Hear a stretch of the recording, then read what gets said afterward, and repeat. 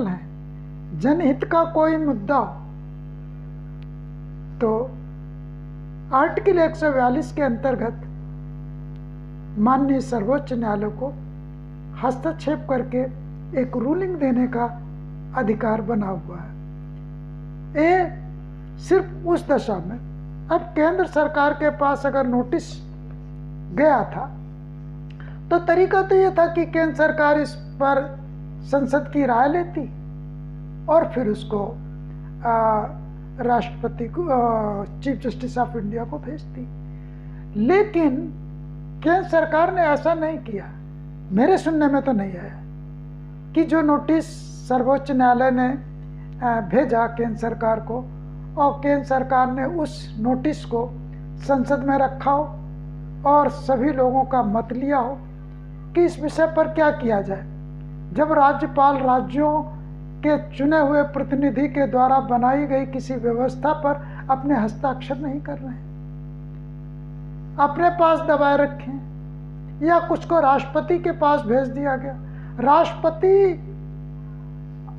केंद्र में बैठी हुई किसी पॉलिटिकल पार्टी के डायरेक्शन पर काम कर रहा है, अपना विवेकाधिकार सीमित कर दिया गया। जब विवेकाधिकार राष्ट्रपति का सीमित कर दिया गया है और वो पॉलिटिकल पार्टीज के दबाव में, ऐसी दशा में राष्ट्रपति के अधिकारों को विस्तार देते हुए पॉलिटिकल पार्टियों का अंकुश ना रहे, राज्य में अन्य लोगों की जो भावना है, जो विपक्षी दलों की भावना है, जो विपक्षी दलों की अन्य राज्यों में सरकार है जो केंद्र सरकार से सीधे टैली नहीं करती हैं, केंद्र सरकार के बताए हुए डायरेक्शन पर नहीं चलती हैं, तो ऐसी दशा में केंद्र सरकार उनके विषय में राष्ट्रपति को अपनी सिफारिश भी नहीं भेजेगी, विषय लिंगर ऑन होता रहेगा। हाँ, आम जनता जो राज्यों की सरकारें हैं उनको 5 साल के लिए तो चुनती है।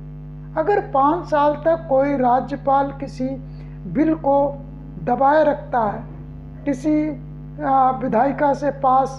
कानून को दबाए रखता है, हस्ताक्षर नहीं करता है, तो जो चुनी हुई सरकार है उसका तो जो नियम बनाकर उसको जनता को जो लाभ देने का मंशा थी वो तो पूरी ही नहीं होगी। तो ऐसी दशा में आर्टिकल 7 और आर्टिकल 142 दोनों का संयुक्त रूप से प्रयोग करते हुए हमारे चीफ जस्टिस ऑफ इंडिया को ये अधिकार मिल जाता है कि वो